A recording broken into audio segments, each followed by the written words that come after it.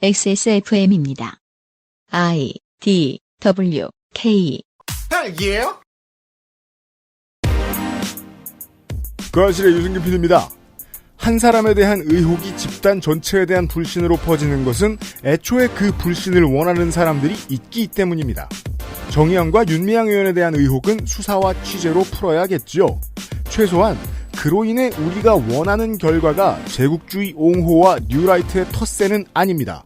2020년 6월 첫 금요일에 그것은 알기 싫답니다.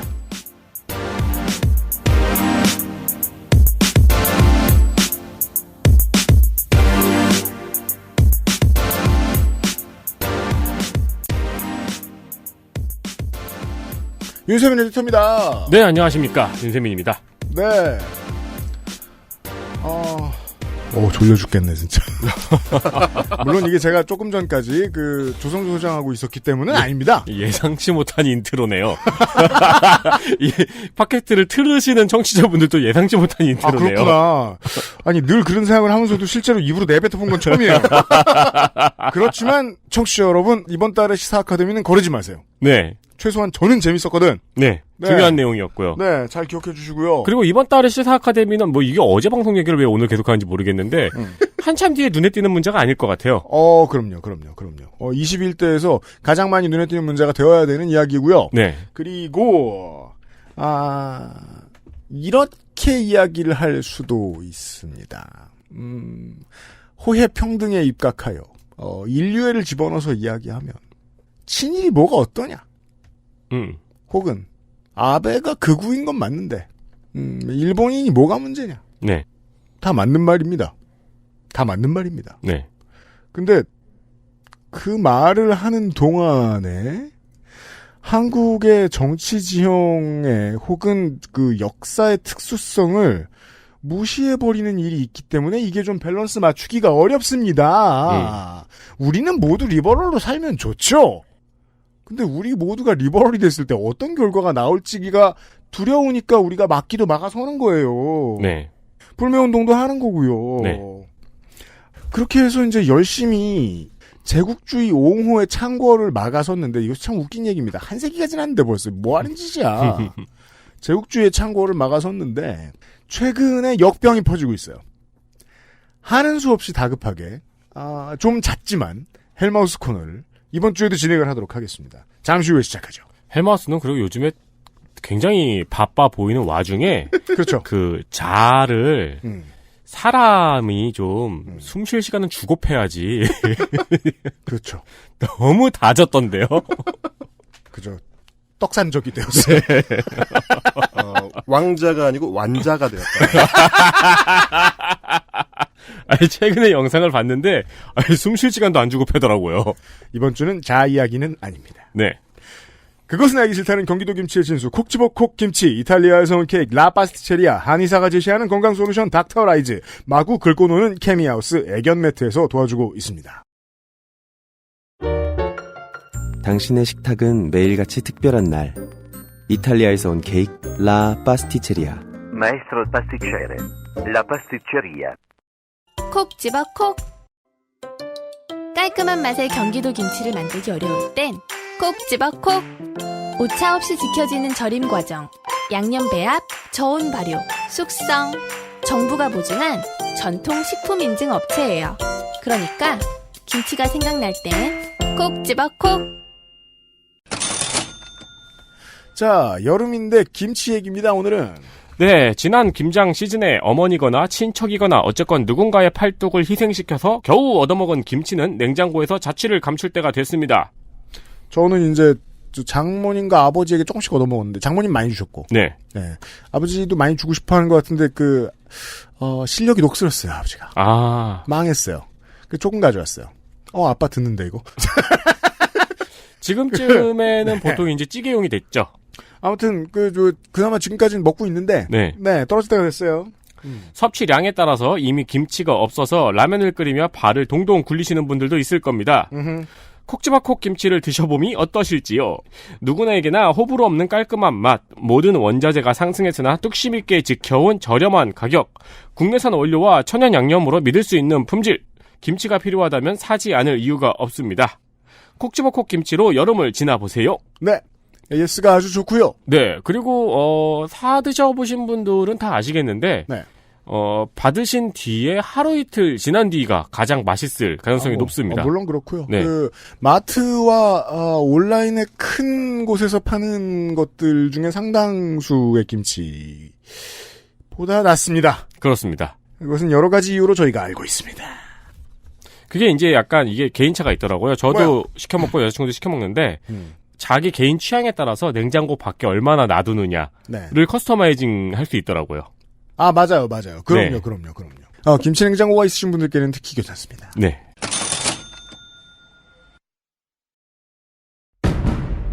헬로 동지들, 가짜뉴스를 헬로보내 헬마우스입니다. 모멸감을 주고 모욕감을 주고 치가 떨리게 하는 거 거짓말 좀 하지 말란 말이야. 이 새끼야 대단한 얘기가 아니에요. 가짜뉴스 만드는 유포자수는 너무 많고 그 새끼를 아무렇게나 만들어도 다 퍼뜨려주고 저 오물들을 치우려면 누군가는 오물통 속에 뛰어들어서 그 오물을 뒤집었을 각오냐. 가짜 뉴스 확인 과정. 헬마우스 코너. 팟캐스트 에디션. 최근에 이 마이크 타이슨 선생이 저 유명한 행오버 타투를 지우시고 다시 TV에 모습을 드러내시기 시작했습니다. 네. 그 어느 때보다 괜찮은 피지컬이다 내가 지금 이렇게 말씀하시면서 말이죠. 왜냐? 이 코너 맥그리거와 플로이드 메이웨더의 경기를 보면서 많은 이 노인네 파이터들이 각성을 했어요. 아, 꼭 잘한다고 돈을 버는 게 아니구나. 기어 나가면 되는구나. 그냥 매치업만 좋으면 되는구나. 네. 예. 그리하여 이제 그 같은 냄새를 예전에 이제 타이슨 선생으로 인해 귀를 일부 잃으셨던 홀리필드 선생도 맡으셨던 거예요. 나랑 싸우자 인마. 시너지를 내보자. 했는데 타이슨 선생은 역시 똑똑해요. 안 들었죠. 더 비싼 놈 나와라. 찾고 계세요. 예. 내가 지금 이왕 코인 탄 거 나랑 나이 비슷한 너랑 붙으면 안 되고. 그렇죠. 50대들은 마이크 타이슨 선생을 핵주먹으로 알고 있어요. 네. 30대들은 마이크 타이슨 선생을 핵이빨로 알고 있어요. 그렇죠. 네. 요즘 여기저기 물어뜯고 다니는 헬마우스님이 나와 있어요. 안녕하세요, 헬마우스입니다. 네. 그리고 요즘 20대는 타이슨 선생을 이제 명언가로 알고 있습니다. 아, 네. 누구나 계획이 있다. 그렇죠. 처 맞기 전까지는. 얼굴을. 그렇죠. 많은 유튜버들이 계획이 있었어요. 네. 계획이 있었는데, 이상한 놈이 하나 나와가지고, 요즘 완자랑 멱살잡이를 하느라 바쁜 와중에, 좀 덩치가 있는 분들이, 마치 마이크 타이슨처럼, 타이슨 선생께는 약간 죄송하지만, 2000년대 초반에 이미 잊혀졌던 그분들이 다시 링으로 지금 복귀하는 움직임이 그렇죠. 속속 지금 관찰이 되고 있습니다. 그렇죠. 이게 말하자면 이제 논단에서 사라졌던 링 위에서 이제 퇴출당했던 분들이 갑자기 링 아래에서 종목을 바꾸셔가지고 이거 프로레슬링이야. 링 아래도 경기장이야. 이렇게 외치시면서 링 아래가 더 시끄럽게 지금 하고 계셔가지고 마이크 타이슨이 최근에 프로레슬링으로 돌아왔죠. 네. 예, 그래서 지금 마치 그 부드러운 말로 하면 우후죽순, 예, 그 비욘디의 이제 죽순이 불쑥불쑥 튀어나오듯이 튀어나오시고 있는데, 네. 거친 말로 좀 강하게 표현을 하자면 장마 뒤에 모기가 끓는다. 그렇죠. 이런 상황이라고 볼 수 있겠습니다. 네. 앞에 소개해 주셨지만 이제 그 정의연과 윤미향 의원 그리고 위안부 피해자 운동이 위기에 처하는 듯한 모양새가 보이니까, 그렇죠. 이때다. 이때다. 상대가 그로기 상태니까 내가 링 아래에서 의자로 때려야지. 이런 상황입니다, 지금. 제국주의 성노예 문제를 다루어 온 시민 세력에 비가 내리자. 네. 네. 물웅덩이가 생기고 장구벌레가 들들들들들. 예, 그래서 오늘은 그 물웅덩이의 알을 깐 유충을 대량 방출하신 라바를. 예, 그 성충들. 더 이상 수정이 안 될 줄 알았는데 여전히 왕성하신 그분들에 대한 이야기를 좀 해보려고 가지고 나왔습니다. 좋습니다. 예, 그러니까 30년 동안 쌓아온 성과들, 그 활동의 역사들을 이제 이 틈에 한번 우리가 뒤집으면 부침개 뒤집듯이 한번 뒤집을 수 있지 않을까. 그렇죠. 이게 전부 무로 돌릴 수 있지 않을까라는 이 극우적 준동이 지금 활개를 치고 있기 때문에. 맞습니다. 자, 오늘은 그래서 살아있는 시체들의 밤을 한번 연출을 해보도록 하겠습니다. 오히려 이럴 때일수록 이런 시도들에 좀 더 단호하게 우리가 대처를 하지 않으면 실제로 자꾸 이제 바닥이 조금씩 물렁물렁해지는 이 문제가 생길 수가 있습니다. 네. 그러면은 나중에 그걸 공사를 하려면 굉장히 공사가 커지기 때문에 네. 너무 물렁해지기 전에 바닥을 좀 더 단단하게 다지는 작업으로 오늘 준비를 해봤습니다. 우리가 이제 팻말 들고 서 있어야 되는 거예요. 뉴라이트는 5인 말라. 예. 니네 나오라고 하는 지금 게임이 아니다, 지금. 그렇습니다. 로얄 럼블 아니고, 네. 콜 안 받았으면 나오지 마라. 그렇죠. 이제 이런 얘기인 거죠. 나님 말라. 네. 네. 그래서, 일단은 처음에 이제 제가 가지고 나온 건, 그 운동에 대한 전면 부정, 그 정의연과 그 활동들에 대한 이제 전체를 부정하려고 하는, 그걸 뭐라고 이제 규정하는 사람이 있느냐면, 비즈니스였다. 이 모든 것이 위안부 피해자들을 위한 혹은 역사를 바로 세우기 위한 정의로운 활동 내지는 사회적 활동이 아니었고 각 개인들 그 운동에 참여하는 각 개인들이 비즈니스의 목적으로 참여한 것이다라는 주장을 하는 자들이 있습니다. 이 NGO에 대한 뿌리 깊은 고정관념에서 출발합니다. 네. 너네들은 돈도 없고 돈도 안 받고 굶어 죽고 거적대기 쓰고 앉아가지고 사람들 도우러 다니다가 그냥 일찍 죽는 사람들 아니야? 당연히 그러는 게 너희의 도덕 아니야? 이러한 고정관념을 흔들어줍니다. 살살살. 네. 그러면서 심지어 자신은 예전부터 그 사람들의 진심을 알고 있었다. 그러면서 내가 이미 예언했지 않느냐. 저 사람들 속내가 어떤지 내가 옛날부터 얘기하지 않았느냐라고 너도 한번 진흙 묻히고 나도 한번 진흙 묻히자. 우리 사이좋게 똥통으로 가자라고 주장하시는 분의 멘트를 한번 일단 들어보시면서 얘기를 나눠보시죠. 뭐 이제 청취자 여러분들 제 주변의 분들도 그렇고 그냥 저 권소의 성우 같은 사람이 와서 좀 읽어주면 안 되냐? 꼭 이걸 꼭 들어야 하냐라고 말씀하시는데 당연하죠. 저희한테는 싸게 먹히고요. 일단 그리고요 그 인류애를 가지고 다 사람 하는 말인데.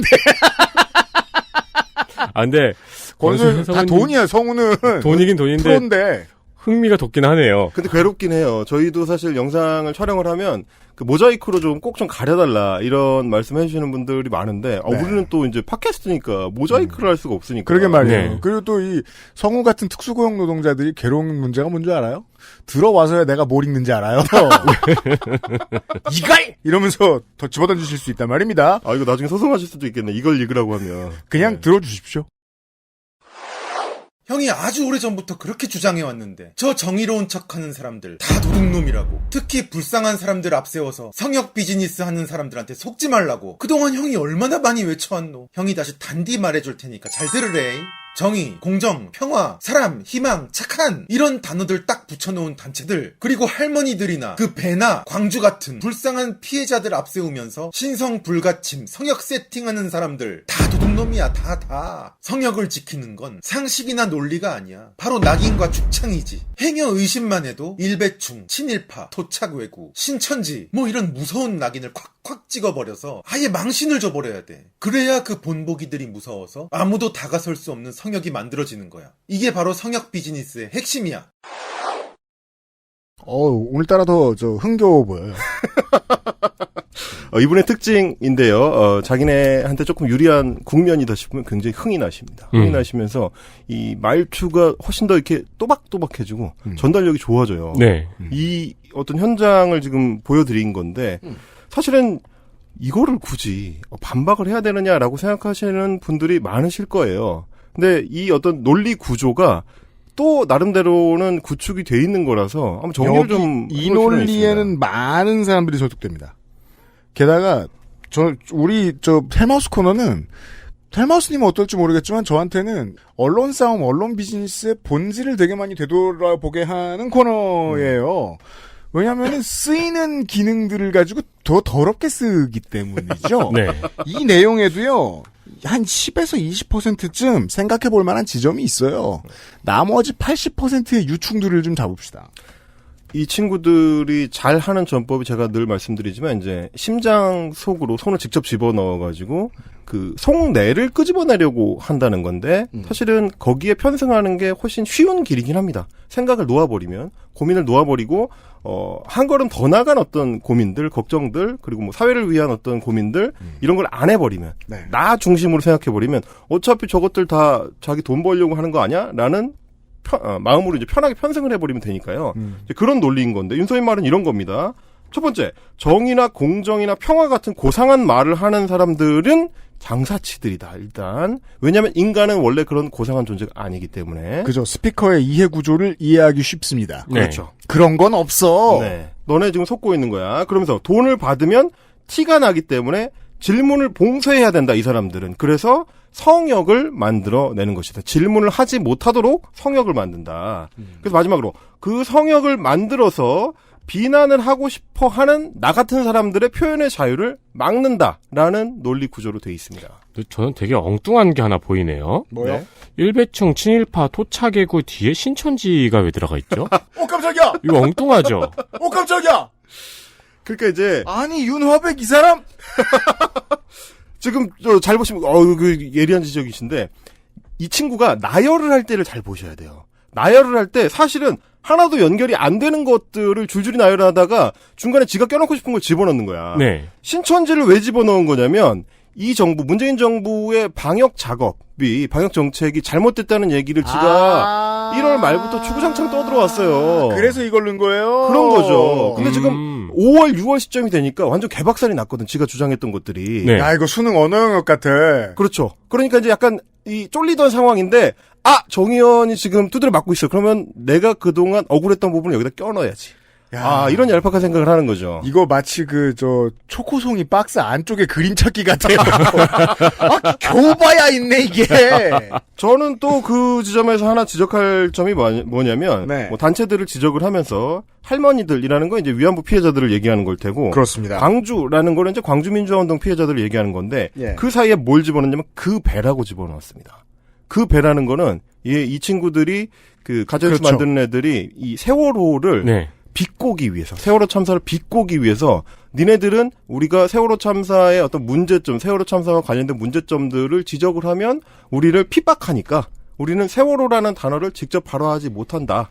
그런 식으로 비꼬기 위해서 이제 그 배라고 표현을 하고 있는 겁니다. 그 코도 그렇고, 네. 그러니까 그 땡이라는 거를 되게 많이 쓰더라고요. 요즘에는 온갖 것에 붙이고 있더라고요. 네네네. 네, 그래가지고 참 몰랐던 사람들의 노는 무를 확인할 수 있는 단어가 되더라고요. 또. 그러니까 이제 이 친구들이 자꾸 어떤 피해자 서사로 자신들을 가져가려고 하는 거죠. 네. 뭐 물론 이제 한국의 어떤 담론판에서 피해자 서사가 굉장히 강력한 힘을 발휘하는 거는 또 사실이기 때문에 언젠간 벗어나야 하는 목표를 가지고 다가가야 할 고질적인 문제점도 있습니다. 네. 근데 바로 그런 속성을 이용해가지고 자신들이 뭐 정권의 핍박을 받고 있다. 혹은 뭐 대부분의 여론으로부터 공격을 당하고 있다. 하지만 나는 자유 한국을 지키기 위해서 여전히 투쟁하고 있다라는 식의 서사를 만들기 위해서 자기들이 핍박받고 있다는 이런 구조를 짜는 거죠. 그렇죠. 어쨌든 이런 식의 그 프레임, 그래서 정의, 공정, 평화를 말하는 그동안 고상한 척했었던 사회운동가들이라는 게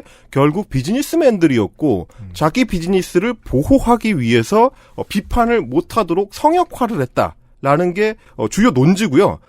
이게 이제 뭐 위안부 문제나 정의원이나 이런 데에만 하는 게 아니라 그렇죠. 자기들이 불만을 갖고 있는 모든 사안에 이제 딱지 붙이기를 합니다. 줄줄이 다 붙이네요. 광주민주화운동, 제주 4.3 사건, 세월호 참사. 그러니까 자기가 정치적으로 발언할 때 불리한 사안들은 자기한테 다 말을 못하게 한다는 식으로 거짓말을 네. 하고 있는 겁니다. 말은 계속 끊임없이 쉬지 않고 하고 있어요. 옆에서 그렇게 하지 말라고 하는데도 계속 쉬지 않고 해서 오죽했으면 제가 유튜브를 시작해가지고 후드려 패겠습니까? 그렇게 했는데도 계속 떠들면서 자기가 말을 못한다고 하니까 그만 좀 말을 해라는 게 이제 제 입장인 거죠. 그러면서 이제 입장이라는 점이 주목할 만하네요. 그러면서 이제 역사적 사실관계를 이제 바로 잡는 거, 그런 행위, 혹은 뭐 비판적 논쟁을 벌이는 것 자체를 이 친구들은 성역화를 한다라고 주장을 하는 겁니다. 예를 네. 들면 광주민주화 운동과 관련된 우리 완자의 헛소리를 제가 논박을 하면 네. 갑자기 완자가 자기 유튜브 커뮤니티 탭에 가가지고 구독자들을 향해서 외치는 거죠. 뭐 얘가 나를 뭐 말도 못하게 한다. 이런 식의 주장. 아니 말을 하지 말라고 한 게 아닙니다. 정확한 자료와 근거와 사실관계에 기반을 해서 말을 하라고 비판을 한 거죠. 실제로 그리고 말은 너무 많이 했고요. 그렇죠. 그러니까 아니 무슨 뭐 헬마우스가 땡타벅스 앞에 줄 서 있는 완자한테 가가지고 아이스 아메리카노 이렇게 말하면 입 막고 그런 게 아니잖아요. 그러니까 근데 그렇게 표현하고 있는 거 아니에요. 나는 기본적으로 입이 틀어막혔다. 네. 그러니까 입이 틀어막힌 건 사실입니다. 왜냐면 헛소리를 하다가 할 말이 없어졌거든. 그렇죠. 반박을 못 하니까. 이제 그 어떤 상황에 대해서 내가 핍박받고 있다는 서사를 만들어내는 거고, 그리고 제가 한마디 더 드리자면, 아니, 그런 식으로 논쟁이 일어나는 것 자체가, 그래서 자기가 논파당하는 것 자체가, 내가 이제 발언의 자유를 누리지 못하는 거라고 주장을 할 거면, 그동안 소위 저치들이 이야기해왔던 건 뭐냐면, 칼기포파 사건이나, 천안함 폭침이나, 뭐, 혹은 광우병 쇠고기 파동이나, 이런 어떤 사회적 논쟁이 벌어졌을 때, 우익 정권 하에서는 그런 어떤 비판적 의견들이 나오는 거를 틀어막았던 실제 사례들이 있고, 그렇죠. 혹은 결국에는 사회적 논쟁을 거쳐서 그 사실관계들이 확인이 되거나, 심지어 칼기포카스 사건이나 천안함 사건 같은 경우는 진상조사위원회를 꾸린 끝에 결국에는 소위 이제 우파에서 주장하는 대로 결론이 나기도 했습니다. 네. 그럼요. 그러니까 저치들이 얘기하는 것처럼 한쪽만 일방적으로 자기들이 주장하는 게 논파당했거나 그거에 대해서 사회적 문제 제기를 하는 게 비웃음을 당하는 그런 상황이라고 할 수는 없다. 이제 와서는 뭐 칼기 폭파 사건이나 천안함 사건에 대해서도 상당 부분 사회적 합의가 이루어졌거나 대부분 정리가 된 상황이니까 그렇습니다. 그거를 같은 적용을 너한테도 하겠다라는 뭐 그런 상황일 뿐이죠, 사실은. 네. 그래서 우리가 논쟁을 막아버리고 있는 상황이 아니고 칼기 폭파나 천안함 사건이 우익 정권의 뭐 음모라고 주장하면 안 되는 성역이냐 하면 당연히 아닌 거죠. 주장을 할 수 있으나 근거에 기반해서 네. 혹은 기존의 보고서를 뒤집을 수 있을 만큼의 새로운 사실관계를 가지고 와서 주장을 해야 된다. 그리하여 윤화백의 주장 하나를 헬마우스가 받아들입니다. 주장해. 그렇죠. 하고 있잖아.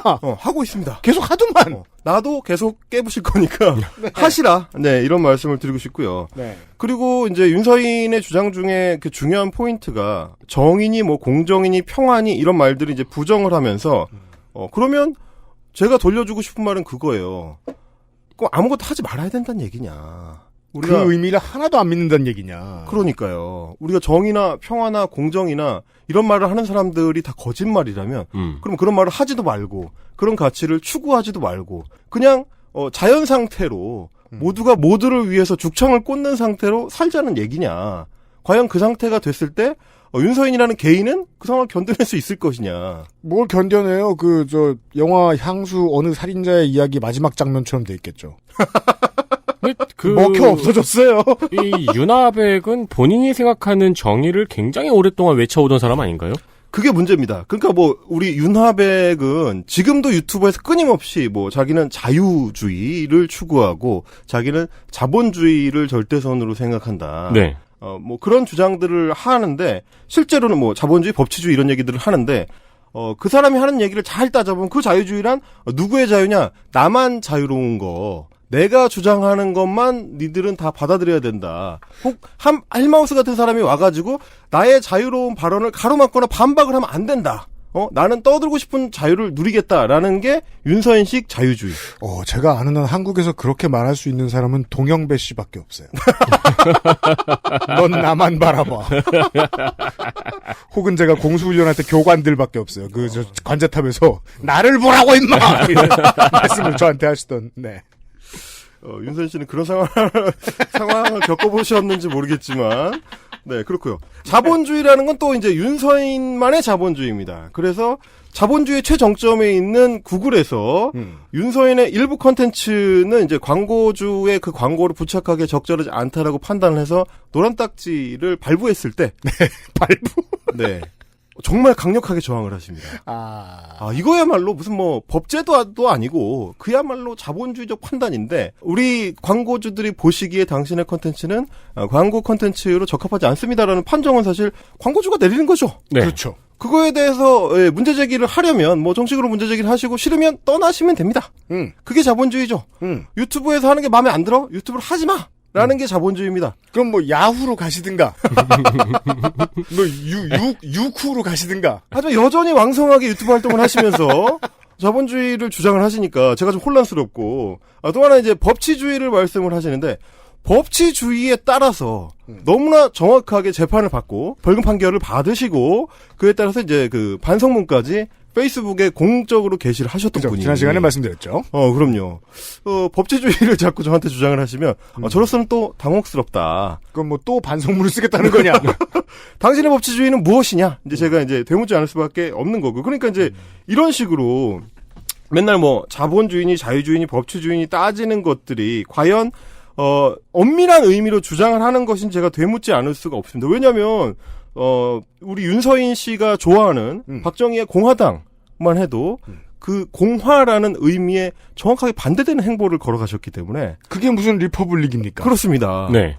정의연을 가지고 정의가 없다고 비꼬는데 야 공화당에는 공화주의가 있었냐? 이런 말씀을 드리지 않을 수가 없고 민정당에는 민주도 정의도 없었어요. 그렇습니다. 민주정의당인데 근데 가만 보면 그건 당도 아니었거든. 아무 너띵이요. 아니 거기 합성어에 아무것도 안 맞는데 민주정의당이라고 하면 어떡합니까? 그러니까 예요 민주정의당은. 최근으로 돌아와 보세요. 미래통합당이라고 하는데 미래도 없고 통합도 없는데 과연 그렇게 주장할 수 있을까? 그러니까 사실은 이런 어떤 가치 지향점이라는 거는 가치를 지향한다는 거고 네. 그 가치를 향해서 그 힘을 쏟겠다는 것이지. 물론 민정당은 안 쏟긴 했는데. 근데 그러고 보니까 역설이네요. 당 이름에 통합이 들어가는 당은 보통 통합이 없네요. 통합이 안 됐을 때 통합을 내세우는. 그러니까요. 네, 그런 정당이기 때문에. 우리 단어 코드 이런 거 많이 배웠잖아요. 자유는 자본. 네. 나라 이름은 극우. 그렇죠. 네. 그러니까 이게 사실은 윤서인의 주장대로라면 결국은 아무것도 하지 말자는 쪽에 더 가깝다. 이런 그렇죠. 생각을 하게 되는 그렇죠. 거고. 그러니까 저 사람의 주장대로면 2015년 한일 위안부 합의 당시에 결국은 우리가 주장하는 대로 했어야 된다가 되는 셈인데 정의연이 윤화백 측이 그렇죠. 정의연이 그런 어떤 비즈니스 차원에서 그 반대를 했었던 거니까 반대로 가자면 2015년에 한일 위안부 합의대로 그대로 추진을 했어야 된다는 얘기가 되는 거고. 그렇게 해서 화해치유재단이 그대로 유지가 되면서 그렇죠. 이야기를 못 알아들으시는 할머니들을 설득해서 돈을 쥐어준 다음에 이제부터 아무 말도 하지 말라라는 데에 지장치게 하시는. 그렇죠. 그렇게 되는 게 옳았다라고 지금 윤화백은 주장하는 거라고 이해해도 좋겠죠? 그들의 주장대로 하면 그렇게 되는 겁니다. 네. 말하자면 피해 당사자들의 상당수가 반대하는 합의, 그리고 일본 정부의 직접적인 책임을 묻지 못하고 법적 배상을 받아낼 수가 없고 공식적인 사과를 받을 수 없으면서도 심지어 그것이 불가역적이라서 영원히 국제사회에서 다시 문제제기를 하지 못하겠다라고 하는 그 합의를 100억 받고 땡쳐야 된다라는 얘기가 되는 겁니다. 그러면 그게 과연 윤서인이 주장하는 윤서인식의 정의인가? 정의연을 빼면 그 정의가 올바로 선다는 주장인 것인지 그걸 이제 다시 되묻지 않을 수가 없고요. 그리고 지금 저 주장을 하는 윤서인과 그 비슷한 무리들이라는 것이 결국은 2015년에 피해자들의 눈에서 눈물이 나게 했었고 그 이전에는 위안부 문제 해결에 적극 나서지 않았던 오히려 위안부 문제 자체를 부정하려고 했었던 그 자들이기 때문에 이제 와서는 피해자들을 위하는 척 나서는 게 제 입장에서 봤을 때는 좀 가스럽다. 그렇죠. 네, 그렇게 생각하지 않을 수가 없는 거죠. 그 전에 위안부 문제 자체를 이제 부정적으로 보였던 사람은 그 논리로 2015년 한일 위안부 합의를 반대했어야죠. 네네네. 사실 이 국면에서 제일 어떻게 보면 모순적이었던 그 분이 박유하 교수인데 이분이야말로 기존의 그 자신의 제국의 위안부라는 책에서 위안부 피해자들의 증언의 모순을 따지고 그들의 특정 증언들은 믿을 수 없다라는 식의 주장을 했다가 근데 그랬으면 지금 이용수 활동가를 비난해야 일관성이 있어요. 그렇죠. 내가 그렇게 말했지 않느냐라고 주장해야 일관성이 있을 텐데 오히려 자신의 페이스북에서는 이용수 활동가, 이용수 선생 멋있다. 이제 이런 식의 주장을 펼치고 있으니 결국은 이게 그때그때 편의에 따라서 자기 주장에 힘을 받기 위해서 피해자들을 동원하는 거 아닌가. 물론 윤병세 장관과 당시의 외교부의 외교관들과 박유하 교수는 궤가 좀 다릅니다. 전자는 확신범이라고 보면 후자는 그냥 나이만 많이 먹고 공부만 많이 한 철없는 꼬마 정도로 분류하는 게 저는 옳다고 보고요. 그렇죠. 네. 그리고 여튼. 박유하 선생의 어떤 학문적 주장이라고 본인이 주장하는 것들 중에서 피해자들과 관련된 명예훼손성의 발언들은 이제 상당 부분 덜어내야 되기 때문에 우리가 이제 그런 부분도 같이 봐야 되겠고요. 알겠습니다. 그러다 보니까 이런 식의 주장들이 최근에 이제 온라인 공간을 통해 힘을 받고 있는 상황이고 굉장히 좀 목소리가 커지는 상황이다 보니까 위안부 피해자 운동을 지지해왔던 진영에서는 일종의 이제 위기의식을 느낄 수가 있는 그런 대목이 좀 있습니다.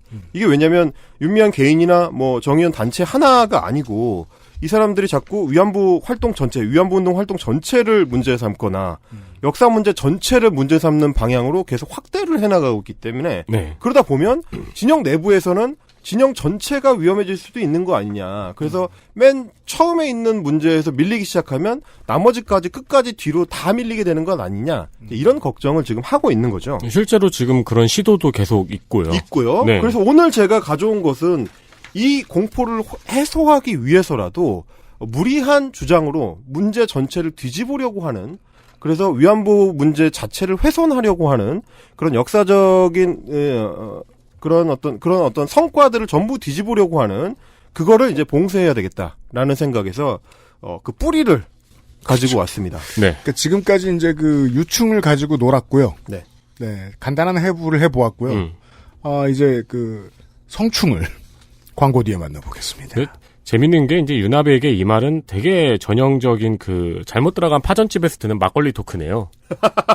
무슨 소리야? 이제 평생 당하고만 살아온 어느 이제 불쌍한 사람이 이런 막걸리집에서 이제 이런 말을 많이 하죠. 저놈들 다 나쁜 놈들이야. 자선 사업하겠다는 놈들 다 나쁜 놈들이야. 이런 이야기. 그런 분들이 꼭 이제 끼워넣는 얘기가 있습니다. 내가 이미 말했잖아. 내가 옛날에 그랬잖아. 그치. 이런 내가 식으로. 옛날부터 잘 아는데 그러면서. 그래서 이제 방송하는 사람 입장에서의 저에게 이 헬마우스 코너에 도움이 되는 점은 하면 안 되는 것들을 너무 잘 알려줘요. 네. 이런 식으로 말하는 건 정말 이 사람한테 돈이 더 주어지고 이 사람한테 관심이 더 주어져도 이 사람은 계속 불행할 거예요. 어떤 사람들이 내 말을 안 듣고 어떤 사람들이 나한테 감동이 안 되는지에 대해서 계속해서 불만을 가지고 계속해서 피해의식을 쌓을 것이기 때문에 이거 하면 안 되는구나 라고 깨닫습니다. 사실 저는 이제 개인적으로는 윤아백의 이 활동에 어느 정도는 좀 안심을 하는 것이 아까 15% 20%에 들을 만한 이야기를 말씀하셨는데 그거를 무화시킬 정도로 자신의 자의식을 너무 강하게 반영하시기 때문에 사람들이 이야기를 듣다 보면 얘 또 지 얘기하네 이렇게 생각을 하기 때문에 설득력을 굉장히 떨어뜨리는 요소가 된다. 그렇습니다. 그 부분에서 저는 약간 안심하는 부분이 있다. 이제 그런 말씀 드리고 싶습니다. 그렇습니다. XSFM입니다. 딸기예요? 얘들아, 아빠 왔다. 아빠! 얘들아, 잠깐.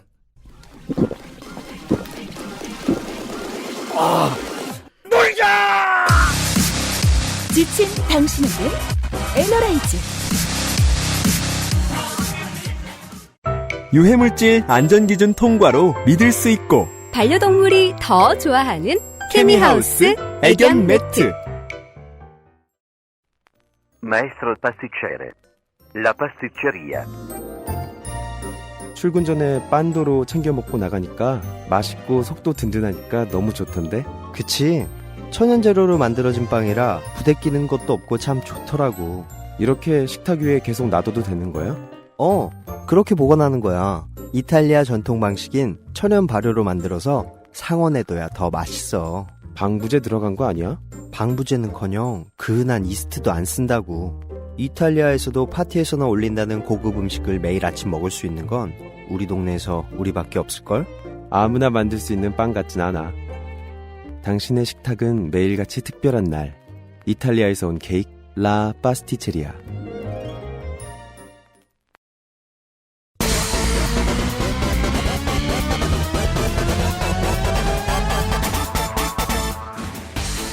딸기예요? 자, 광고 듣고 왔습니다. 6월 시작하자마자 다급히 헬마우스 코너를 다시 소집하였습니다. 이제 예를 들면, 지난 시간에 이제 그 자를 만나면서 이 자가 어서 배워먹은 것으로, 네. 저런 알 수 없는 소리 하나. 하고 이제 인수분해를 해봤잖아요? 네. 오늘도 이제 원전을 찾아갈 시간이에요. 그렇습니다. 우리 집의 외환리 같은 게임을 할 때, 네. 선두에 나가는 사람이 이제 씩씩하게, 자신감 있게 나가려면 뒷배가 있어야 됩니다. 우리 윤화백 같은 분들도 저렇게, 내가 맞았어. 니들 이제부터 다 내 얘기 들어야 돼. 라는 주장을 하려면 뒤에 누가 서 있는지를 봐야 됩니다. 그죠. 윤화백이 그 하늘 아래 새로운 이론을 만들어낸 천재가 아니라는 거예요? 그럼요. 우리 꼬맹이들이 싸울 때 치사하게 어른 데리고 오는 순간이 있습니다. 형. 네. 집에 자고 있던 백수 형을 데리고 오는 그런 케이스들이 있기 때문에, 그거는 그렇게 하면 안 된다. 할 거면은 맞다이를 떠야지. 치사하게 어른 데리고 오면 안 돼. 라는 의미로 제가 어른을 모시고 와서, 그 어른은 좀 빠지세요! 라는 생각으로, 네. 제가 물러났던 분을 모시고 왔습니다. 이영훈 전 서울대학교 교수입니다. 그렇습니다. 지금은 이제 이승만 학당의 교장을 맡고 계시고요. 뭘 가르칠진 모르겠습니다. 이승만 학당이라는 거 혹시 알고 계실지 모르겠습니다만 제가 좀 뒤벼봤는데, 네. 이승만 학당이 학당이라는 타이틀을 달고 있는데, 실제로는 이제 사단법인이거나 이제 학교법인 같은 게 아니고요. 네. 주식회사입니다. 주식회사다. 좀 찾아봤더니 이승만 학당 10만주. 아주 신기합니다. 주식회사 이승만 학당으로 돼 있고요. 근데 학당이니까 뭘 가르치긴 교각 폭파술. 네, 그래서 이제 뭐 가르치지? 뉴델리의 보도에 따르면, 주식회사 이승만 학당은 후원료와 수강료 외에 마땅한 수익 구조가 없다고 합니다. 안타깝군요. 설립에는 물론 이제 이 교수가 사비를 조금 넣었다라고 이야기를 하하는데, 직접적으로 얼마 넣었는지 안 나오고, 이 교수 얘기로는 꾸준히 양질의 프로그램을 제작해서 1년 이내에 10,000원의 유료 시청자를 3,000명 확보하는 게 목표다라고 주장을 했었는데 이게 2년 전이고요. 네. 지금 제가 그래서 확보를 혹시 하셨나 싶어가지고 이승만 학당의 이제 주요 콘텐츠인 이승만 TV에 들어가 봤는데 그게 이제 말씀하신 어떤 3,000명이 확보된 걸 확인하려면 조회수만 봐도 알겠죠. 최소한 이제 영상마다 3,000회 이상의 조회수가 찍히느냐 제가 봤더니 약 900회에서 1,500개 정도의 이제 평균 시청 조회수를 기록을 하고 있었고 종종 1만 회가 넘는 영상들이 있는데 뭐냐면 주로 뉴스에서 다뤄진 콘텐츠들. 이번에는 이영훈 교수와 이승만 학당에서 이런 소리를 했습니다라고 이제 뉴스에서 다뤄지면 기자들이 좀 많이 클릭을 하는 것 같습니다. 그렇군요. 이승만 학당의 영상은 이승만 TV에도 올라가고 또 이제 펜앤드마이크 TV에도 같이 올라가네요. 펜앤마이크에서 그렇게 푸시를 하는데도 안 된다라는 점이 참 안타까운 점이네요. 그러니까 일단 그래도 10만까지 거의 도달한 것 같긴 하고, 네.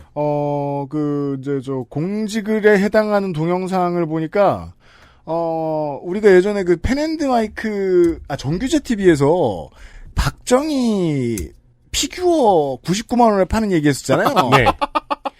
이영훈 교수 옆에 이승만 피규어가 있네요? 다른 사업이 있구만! 아니, 왜 이렇게 우상한 것들 좋아하셔. 진짜. 99만원은 지금 어떻듯 생각인데 약간 세탁 냄새도 나는데, 이거 괜찮은 걸까요? 이거 뒤봐봐야 되는 거 아니야, 이거? 네. 제가 진짜 현직에 있었으면 그런 생각을 했을 텐데 아닙니다, 지금. 유튜버니까요. 네. 저는 유튜버니까. 그래서 이 영상들의 조회수 자체는 사실은 굉장히 좀, 어떻게 보면 구독자 수에 비하면 저조한 편이고, 제가 이제 유튜버로서 객관적으로 보면 위협적인 수치는 아닙니다. 사실 그게 프로로서 이것만 하는 프로로서 진행하기에는 수익이 절대 부족할 수치예요. 옛날에 망했을 수치죠. 네. 이 채널은 유지될 수가 없습니다. 실제로는 들어가는 공하고 비교를 해봤을 때 게다가 이제 고급 인력들이 주로 이제 교수진 이상, 박사급 이상들이 이 강연한 영상들이기 때문에 어떻게 보면 비싼 영상, 제작 단가가 비싼 영상이거든요. 근데 그렇죠. 이게 900회 이런다라는 거는 그냥 망한 거죠, 채널이. 네. 그럼에도 불구하고 이승만 학당과 이영훈 사단이 중요한 이유가 뭐냐면 소스가 되어준다는 겁니다. 원천 소스가 돼서 여기서 나오는 이야기들 혹은 그게 기사화가 됐을 때 그 소스를 가지고 극우 유튜버들, 가짜뉴스 유튜버들이 영상을 찍을 수가 있게 된다. 자기들이 뭔가 그럴듯한 이야기를 한다는 거를 시청자들한테 착각을 심어줄 수 있다. 심지어 이 얘기들이 무슨 박사, 무슨 교수, 이용훈 같은 그렇죠. 소위 자기들 생각에는 대가가 네. 이야기하는 소스를 내가 갖고 왔다라는 주장을 할 수 있는 거거든요. 모르시는 분들이 있었다면 이 사람은 경제학 학석사입니다. 그렇죠. 학석 박사입니다. 네. 네. 그래서 뭐 본인은 이제 뭐 경제 역사를 한다고 이제 말씀을 하시긴 하는데 역사는 사이드 잡인 것 같긴 한데. 네. 네. 한 가지를 더 진지하게 하셨으면 좋겠다라는 생각이 들긴 하지만 하여튼 그분이 지난해에 반일 종족주의라는 책을 이제 펴내셔가지고 그야말로 공전의 히트를 기록을 했습니다. 그러게 말이에요. 수십만 부를 팔았습니다. 네. 심지어 현해탄을 건너가서 그게 이제 번역이 돼서 반일 종족주의가 일본에서도 베스트셀러 1위를 했습니다. 그렇죠. 게다가 일본의 각종 혐한 방송에 소개가 되면서 그야말로 한국을 대표하는 학자로 부각이 됐습니다. 네. 그래서 여러 가지 생각했을 때 이거 해악이 심각하다라고 생각했던 차에 거기서 이제 코인 맛을 보셨는지 그렇죠. 급하게 속편을 내셨습니다. 왜냐면은 교수님이 목돈 만지기가 쉽지가 않았죠. 그렇죠. 네. 그렇죠. 평생 월급쟁이라. 그래서 심지어 이 반일 종족주의의 히트를 이어가자는 의미에서 그러셨는지 속편의 제목은 반일 종족주의와의 투쟁입니다.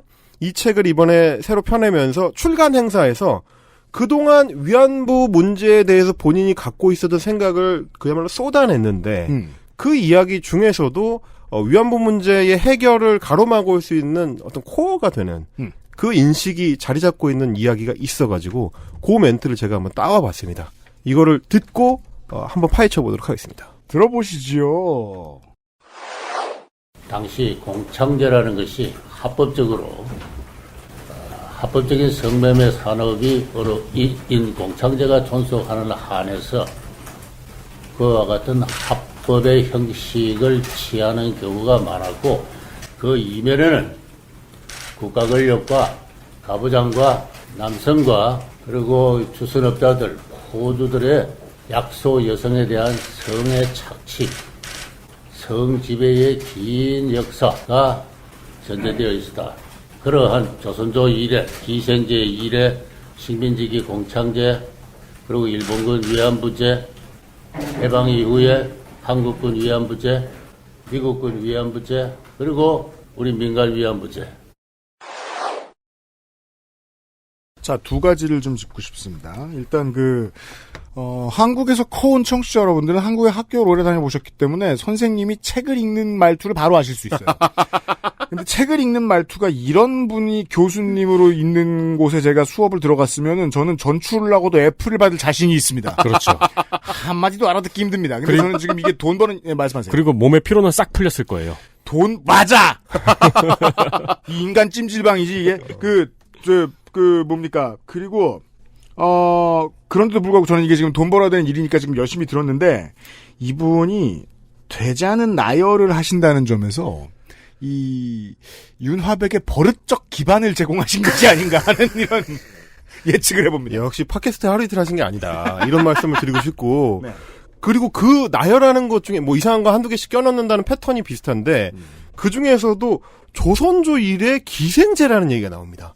그러니까 위안부 문제에 대한 이야기를 하면서 갑자기 조선시대로 거슬러 올라가가지고 기생제도까지 거슬러 올라가는데, 야, 이 물타기는 정말 대단하다. 어떤 일품이다, 이것은. 우익 유튜버 세계에서도 쉽게 따라잡을 수 없는, 야, 이거 보통 해가지고는 이제 큰 어른이 될 수 없구나라는 걸 이제 보여주는, 물타기도 그냥, 된장찌개 좀 짜다 그랬더니 갑자기 생수통을 들고 와가지고, 콱콱 퍼부어버리면 어떡하겠다는 겁니까? 그래서 저는, 이게 그 축구에서 얘기하는, 폼은 일시적이지만 클래스는 영원하다. 2000년대 초반 이래로 이제 링에서 쫓겨나셨는데도 여전히 물타기 솜씨가 보통이 아니시다라는 말씀을 드리고 싶고요. 그러니까 이게 제국주의 일본군의 어떤 조직적인 전쟁 범죄, 그러니까 성착취 범죄인 위안부제도 운용 얘기를 우리가 하고 있었는데 갑자기 조선 기생제 얘기를 하면서, 그렇죠. 그러면서 그 다음에는 한국군의 위안부 문제, 그리고 뭐 미국군의 위안부 문제, 그리고 우리 민간의 위안부 문제, 뭐 이거는 이제 뭐 일테면 이제 그런 어떤 사창가 뭐 이런 얘기를 하고 싶은 것 같아요. 맞습니다. 거기까지 그냥 전선을 확 넓혀버리는 거죠. 우리는 일본 제국주의 혹은 당시 일본 군하고 싸우고 있는데, 그 정도로는 안 돼요. 갑자기 조선시대 600년 쫙 이렇게 내세우면서 전선을 확 넓혀버리면 논쟁에 참여하고 있는 사람 입장에서는 아이씨 어디서부터 시작해야 돼 이렇게 되면서 그렇죠. 벙찌게 되는 거죠 갑자기. 아니 지금 도널드 트럼프의 이제 반인륜적이고 인종차별적인 문제를 지적했더니 그거는 옛날 이집트 문명 때부터 그랬다. 그렇죠. 라는 얘기를 하고 있는 거 아니에요? 이걸 나열하는 거야. 그렇죠. 이집트 문명, 메소포타미아 문명, 황하 문명. 제가 얼마 전에 이런 대화를 나눈 기억이 있네요. 네. 무슨 이제 인터넷에 혐오 문제에 대해서 이제 논쟁이 있었는데 누구 한 명이 나타나가지고 인류가 언제부터 혐오를 정의했을까? 그래서 거기서 대화가 끊겼거든요. 술 확게 이게 무슨 막 캡틴 마블, 캡틴 아메리카, 헐크, 아이언맨, 금태섭 막 이런 거야. 그게 뭐야? 귀엽게 금태섭을 집어넣고. 그럼 난 고민하게 된단 말이야. 분명히 공통점이 있으니까 말했겠지. 네. 그러니까 이게 사실은 모두의 잘못은 아무의 잘못도 아니다 전법인 건데. 아 좋네요. 그런 겁니다. 네. 일본의 제국주의 운용 방식에서 있었던 전쟁 범죄를 얘기를 하는데 조선도 잘못했고 뭐 한국군도 잘못했고 이래 버리니까 그러면 지금 우리는 누구랑 싸우는 거지? 이런 걸 이제 헷갈리게 하려는 그래서 가부장제와 모든 남성의 잘못으로 전선을 확 벌려버리는 거죠. 그렇게 되면 가부장제도 잘못이고 남성도 잘못이고 예전에 무슨 부족 사회도 잘못이고 다 잘못이거든요. 네. 넓게 이렇게 땅콩버터 바르듯이 펴바르니까 그러면 일본의 잘못이 꾹 눌러줘요. 바로 그겁니다. 그럼 뭐냐? 우리 다 반성합시다. 이래 버리는 거죠, 이게. 네. 그럼 어떻게 반성을 합니까? 이제 이런 문제인 거예요, 이게. 그러니까 가부장제와 모든 남성의 잘못, 그리고 뭐 이제 성매매와 관련된 문제는 따로 고민할 문제죠. 역사나 혹은 뭐 여성주의를 가지고 우리가 논쟁을 할 때 그때 고민을 하면 되는 거지. 지금 우리는 일본군 위안부 문제에 대한 얘기를 하고 있었던 거니까 이런 얘기를 하면 안 되는 거고 또 하나는 뭐냐면 이 문제가 그래서 공창제도 식민지 시기의 공창제도가 위안부 문제의 뿌리가 됐다. 결국은 위안부 제도라는 게 갑자기 튀어나온 전쟁 범죄가 아니고 합법적인 식민지 공창제도의 연장선상에 있었던 거기 때문에 그것도 어떻게 보면 일종의 합법으로 볼 수 있다라는 주장이 섞여 있는 겁니다. 네. 그 연장선상이라는 얘기는 그 연장선상을 얘기하는 거고요. 결국은 이 얘기를 타고 이 얘기를 근원으로 삼아서 비슷한 얘기들이 계속 튀어나오게 되는데 지난해 이제 연세대 류석춘 교수 같은 경우는 뭐 이승만 학당의 주요 멤버 중에 한 명입니다만은 그분이 이제 강의 시간에 위안부 제도는 매춘의 일종이었다라는 발언을 해서 한창 뭐 뜨겁게 논란이 됐었고 결국은 연대에서 이제 징계위원회가 열려서 정직 처분을 받았었죠. 이럴 정도로 결국 이 인식, 공창제도는 위안부의 뿌리다라는 인식이 위안부 운동에 반대해온 구구 진영에서 공통적으로 공유하고 있는 얘기라는 거를 좀 말씀을 드리고 싶고 이 사람들의 논지를 정리하자면 이렇습니다. 그래서 1번, 일본군 위안부 제도는 민간의 합법적인 공창제가 군사적으로 동원된 것일 뿐이다. 일종의 변용이다라는 거고 두 번째, 그렇기 때문에 위안부 업은 일종의 개인 영업이었다. 그래서 고위험의 고노동이지만 고수익이 보장되는 직업이기도 했다. 이건 무슨 총독부 노동감독관이 할 말 정말 그런 얘기입니다. 입니다. 굉장히 수치스러운 얘기인데 어쨌든 정리를 해드려야 되니까 이제 말씀을 드립니다. 세 번째는 그래서 위안부는 자기 폐업의 권리와 자유를 가졌었기 때문에 자기 폐업이라는 건 이제 하던 일을 그만둘 수 있는 자유입니다. 그러니까 직업 선택의 자유가 있었다는 주장인 거죠. 그랬기 때문에 성노예제가 아니었다라는 식으로 정리가 됩니다. 결국은 이것은 총독이 할 말입니다. 그렇죠. 결국은 이거는 위안부 제도가 성노예제도거나 전쟁 범죄가 아니라 산업의 일종, 매춘업의 일종이었다라는 얘기가 됩니다. 이제 저는 이제 계속해서 이제 캥기는 점을 짚고 넘어가니까 그 박유화 교수도 류석춘 교수도 사회학의 연구 방법을 알기 때문에 이런 디테일들을 따집니다. 자원한 사람도 있다. 돈을 번 사람도 있다. 그리고 그걸 뒤지면은 맞아요. 근데 결론을 냈더니 그게 전부다로 변하는 건 개소리잖아. 그렇죠. 그렇죠. 네. 그리고 이제 그구들이 이제 주로 하는 방법 중에 하나인데 홀로코스트를 얘기를 할 때도 그 중에 이제 두드러지는 몇 가지 어떤 돌출 변수들, 돌발적인 사건들을 가지고 홀로코스트 자체를 부정하는 방식의 논지를 유럽 구구들이 많이 펼치는데 그거랑 비슷하게 몇 가지 돌발적 사례들을 가지고 와서 위안부 피해자들이 받았던 고통 전부를 치환하려고 하는 이 전술을 쓰는 건데요. 그래서 자꾸 공창제도라는 게 이제 동원이 되는 겁니다. 그런데 좀 전에 뭐 자발적으로 간 사람도 있었다. 혹은 뭐 일부 그 일종의 이제 쿠폰 같은 거를 지급받아서 그거를 나중에 이제 돈으로 환전한 사람도 있었다. 이런 얘기를 반박하기 위해서는 1926년에 만들어진 노예제 계약이라는 국제 협약을 하나 한번 볼 필요가 있습니다. 네.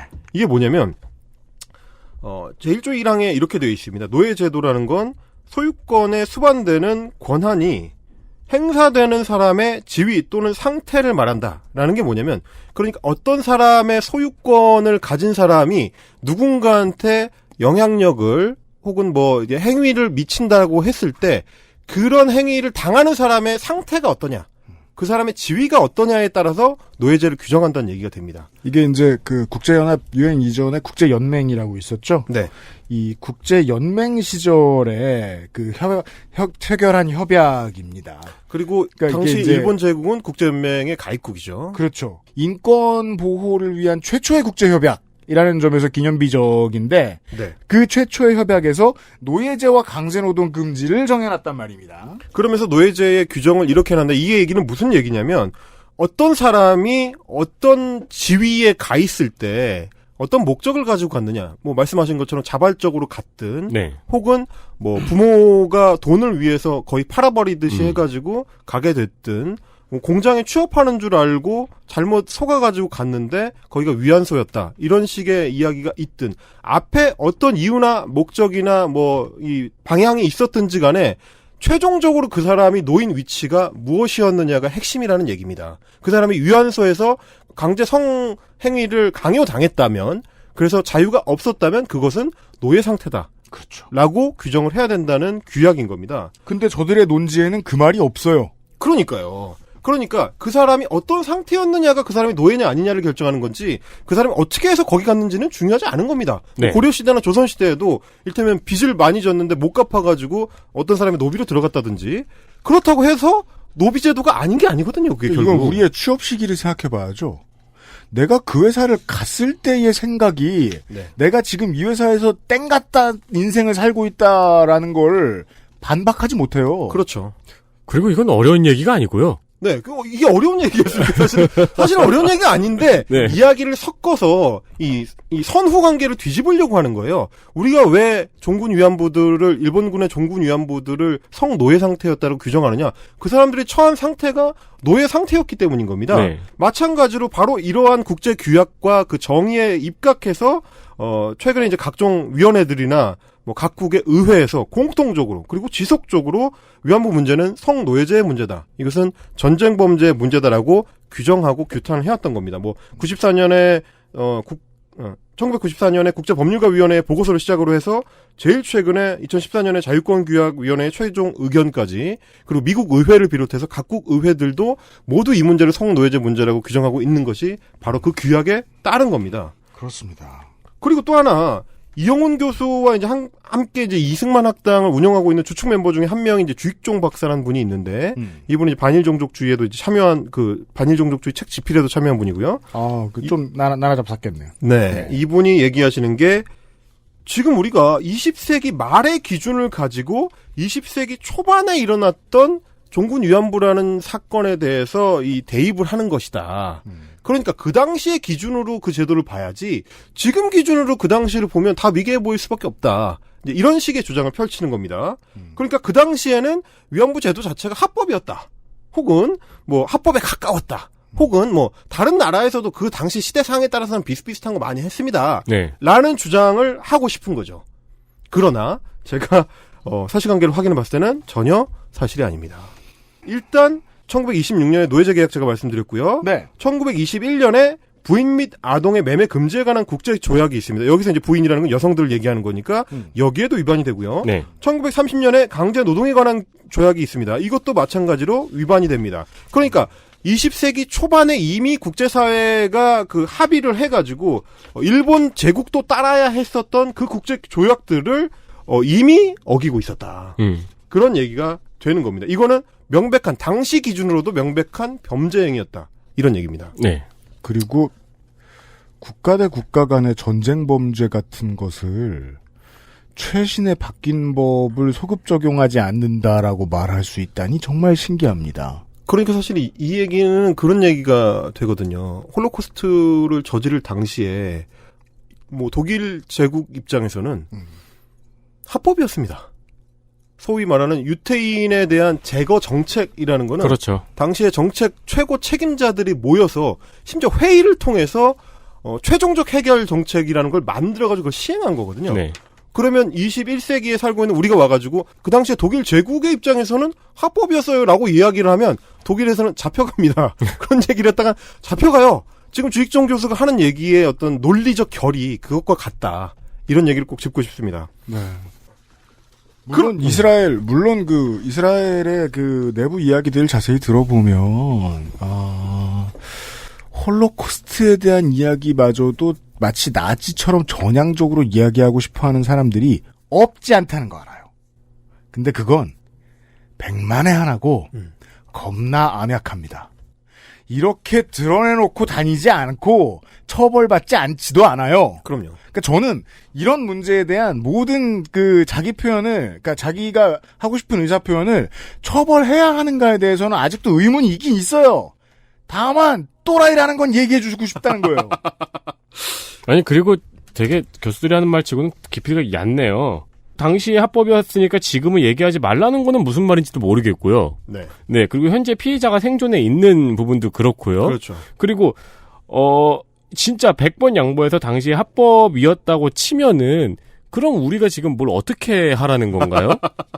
그러니까 결국은 이거는 가만히 있으라. 바로 그겁니다. 근데 당시에 합법이었다고 쳐도 이런 일이 자행됐다는 것을 지금 우리가 비난하는 건 문제가 연결되는 부분이 아니잖아요. 그럼요. 그리고 이게 전쟁 범죄인지 아닌지는 국제재판소에 가서 따져보면 될 일 아니겠습니까? 이를테면. 네. 그런 문제들이 논쟁을 통해서 이루어질 수는 있는데 그래서 비난하지 말라 혹은 뭐 우리가 비난할 자격이 있는 것은 아니다라는 식의 주장은 당연히 동의할 수가 없죠. 그렇죠. 이런 문제고 또 하나 이용 교수가 계속 이제 공창제의 연장선상에 있었다고 하니까 그렇다면 일본 제국주의 식민지 시절에 공창제하고 과연 얼마만큼의 유사성이 있는지 이거를 그 제도의 연장선이라고 볼 수 있는지를 한번 제가 따져보겠습니다. 일단 이 문제에 대해서는 일본 내에서도 연구가 상당히 많이 이루어져 있는데 네. 일본군 위안부 문제의 그 선구자격인 연구에 있어서 선구자격인 요시미 요시아키 교수가 있습니다. 주오다 교수가 네. 중심이 돼가지고 웹사이트를 구축을 해놨는데 정의를 위한 투쟁이라고 되어 있습니다. Fight for Justice라는 그 사이트인데 네.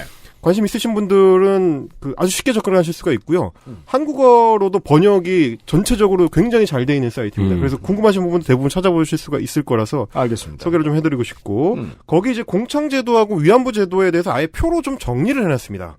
저희가 지금 그 표를 보고 있습니다. 네. 예. 이게 크게 보면은 사실은 거주와 외출의 자유, 그러니까 이제 자신의 그 행위를 마음대로 할 수 있느냐 없느냐에 대한 부분하고 자유 폐업 뭘 할 수 있느냐 여부 아까 설명을 잠깐 드렸습니다만 이제 언제든 일을 그만둘 수 있느냐 없느냐 네. 그리고 또 하나는 성관계를 거부할 수 있느냐 없느냐 이 크게 세 카테고리로 나눌 수가 있는데 네. 따라서 저 표를 이제 보듯이 설명을 드리면 네 가지의 구분입니다. 네. 거주의 자유가 있느냐, 외출의 자유가 있느냐, 자유롭게 폐업할 수 있느냐, 성관계를 거부할 수 있느냐 네 가지를 놓고 공창제와 위안부제를 비교하는 표인데 공창제도 위안부제도 거주의 자유가 없고 공창제도 위안부제도 외출의 자유가 없고 공창제는 자유 폐업을 할 수 있으나 실현하기가 어려웠고 위안부제도는 자유 폐업을 할 수 없고 공창제는 성관계를 거부할 자유가 있다고 되어 있지나 거부하기 어려웠고 위안부제는 거의 불가능했다. 이런 식으로 정리가 돼 있고요. 네. 이걸 자세히 설명해 주시겠습니다. 예, 제가 설명을 사실 좀 드리려고 하는 게 사실 민망한 일이긴 합니다. 이거를 뭐 누가 모르냐라고 할 수가 있는데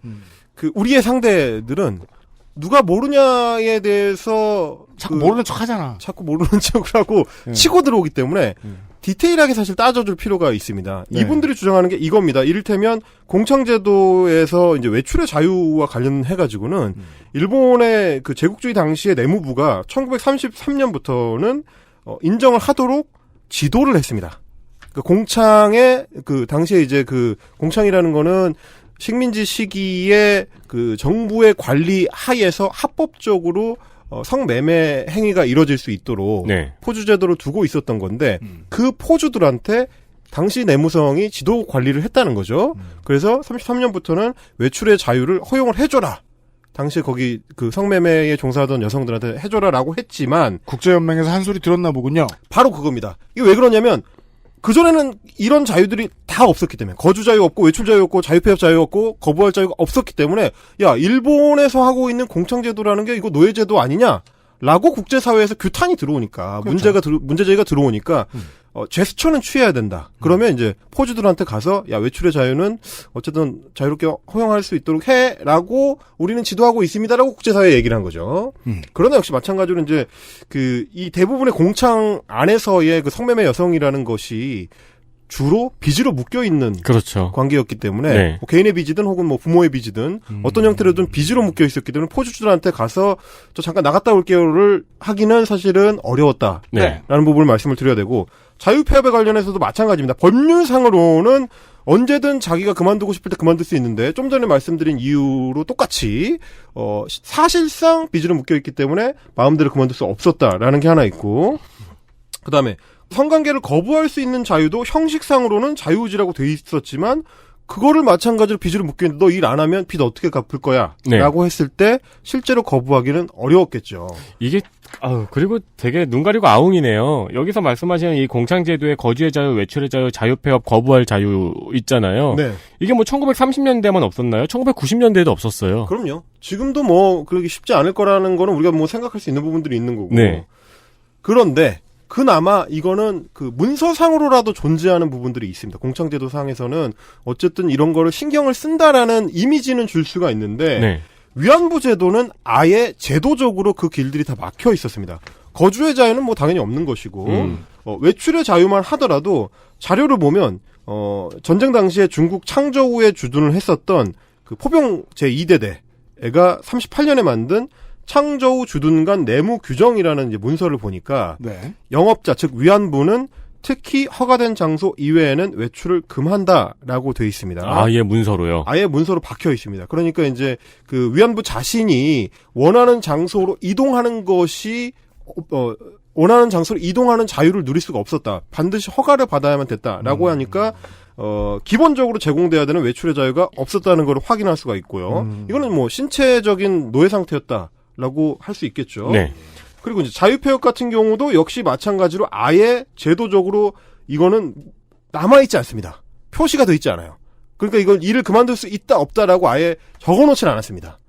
그렇기 때문에 애초에 가면 뭐 자기 마음대로 벗어날 수 없었다라는 걸 확인할 수가 있는 부분이고 네. 성관계 같은 경우는 이제 위안부가 종종 이제 거부를 하는 경우가 기록으로 나오는 경우가 있는데 그러면 정말 혹독한 보복이 돌아오는 끔찍한 종류의 이제 폭행이나 살해. 징벌이 사례로 확인되기 때문에 실제로는 거부할 수 없었다는 것을 역시 마찬가지로 확인할 수가 있습니다.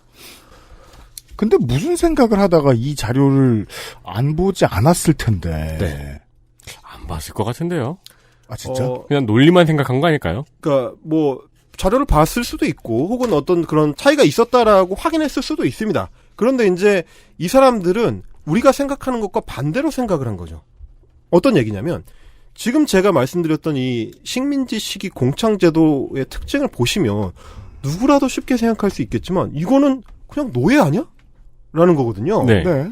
근데 이용 교수를 비롯한 사람들의 주장은 뭐냐면 일본 제국주의 당시의 합법이었던 공창제의 연장선에 위안부 제도가 있으니까 위안부 제도도 합법의 테두리였다라고 볼 수 있다라는 주장을 하는 건데 사실 보통 사람이라면 거꾸로 생각해야 돼요. 그렇죠. 성노예 제도였던 위안부 제도와 공창 제도가 유사하니까 그 공창 제도가 어떻게 합법이 되겠냐? 그건 일종의 노예 제도지. 라고 역으로 생각하는 게 자연스러운 생각인데 네. 형식상 합법 제도였던 공창 제도를 근거로 가지고 위안부 제도가 노예 제도가 아니었다는 주장을 하니까 야 이게 우리가 서로 만날 수 있는 논쟁을 하는 건가 이게. 그렇군요. 그런 회의적인 생각이 드는 거고 그렇다면 저 사람들의 어떤 성인식이라는 거는 얼마만큼 망가져 있는 건가. 사람의 어떤 자유에 대한 기본 개념이 우리와 얼마만큼 먼 거리에 떨어져 있는 건가. 이런 생각을 좀 할 수밖에 없더라고요. 네. 이게 뭐냐면 굳이 따지자면 공창제도는 일본 제국의 법률하에서 합법의 탈을 쓴 사실상의 노예제도였던 거고 위안부 제도는 일본 제국군의 군법하에서 자행된 글자 그대로의 성노예 제도인 건데 네. 위안부가 합법적 공창제도에서 출발해서 보편적인 성매매 역사의 부분이었다라는 인식. 그러니까 어차피 적법하게 이루어진 국가폭력이었으니까 그 폭력에 당한 거는 어쩔 수 없는 측면이 있다. 합법 아니냐. 이런 식의 이게 주장이 되는 거예요. 그러니까 결국은 이 양반들이 자꾸 무슨 뭐 가부장제를 내세우고 남성의 폭력을 내세우고 한다고 해서 정말 여성주의적으로 이 문제를 바라봐서 그 피해자 여성들을 중심으로 생각을 해서 그런 단어들을 주어 섬기는 게 아니고 사실은 훨씬 끔찍한 어떤 성인식을 가지고 있어서 이 어떤 성매매라는 제도는 인류의 오랜 역사 동안 계속 지속되어 온 거기 때문에 위안부 제도가 특별한 게 아니에요. 이거 원래 그런 거야. 남자라는 족속들은 원래 그러왔던 대로 한국군 위안부들한테 똑같이 한 거니까 그거 가지고 특별히 문제 삼으려고 하지 마세요라는 주장인 거죠, 이게. 이게 지금 헬마우스님이 친절하게 삼중부정을 해주신 거군요. 친절하게 일단 공창제도도 노예제와 다름이 없었고 설사 아니라고 하더라도 위안부 제도와 공창제도는 문서상으로도 전혀 달랐고 그렇죠. 그리고 이 모든 걸 감안하더라도 너는 인식도 문제다. 그렇죠. 자, 오늘은 이런 얘기였고요. XSFM입니다. 딸기예요?